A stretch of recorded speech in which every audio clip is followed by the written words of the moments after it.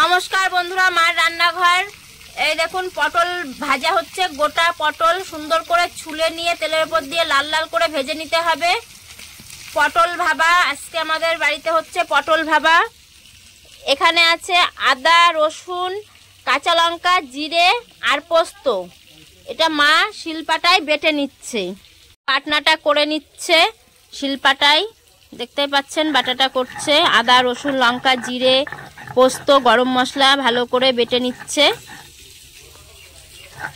দেখতে পাচ্ছেন বন্ধুরা, পটলগুলো ভাজা হয়ে গেছে, তুলে নিচ্ছে মা।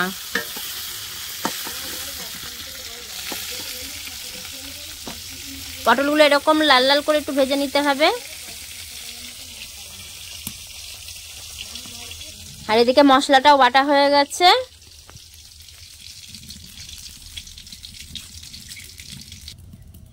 তেলের উপরে তেজপাতা, জিরে আর টমেটো কুচি দিয়ে দিচ্ছে। টমেটো কুচিটা ভালো করে একটু ভেজে নেবে।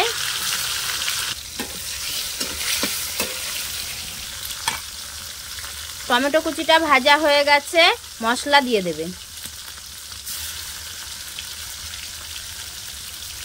মশলা দিয়ে দিয়েছে। মশলাটা 2 মিনিট কষিয়ে নেবে। হলুদের গুঁড়ো দিয়ে দিচ্ছে,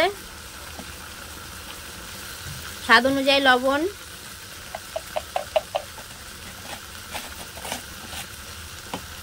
ভালো করে নাড়াচাড়া দিয়ে কষিয়ে নেবে।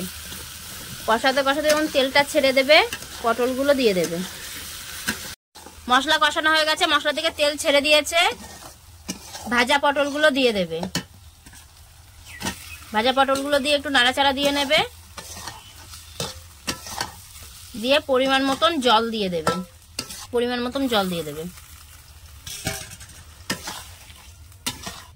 2 মিনিট ফুটতে দেবে। ফুটে গেলে নামিয়ে দেবে। পটল ভাবা তাহলেই রেডি। পটল ভাবা হয়ে গেছে, নামিয়ে নেবে।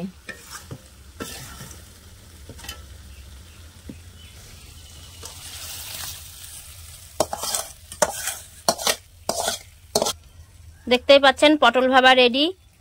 দেখতেও খুব সুন্দর হয়েছে, খেতেও খুব সুন্দর হয়েছে। আপনারা বাড়িতে এইভাবে পটল ভাবা করে খেয়ে দেখুন, খুব ভালো লাগবে। 5 মিনিট দেখতেই পাচ্ছেন, 10 মিনিটে পটল ভাবা রেডি।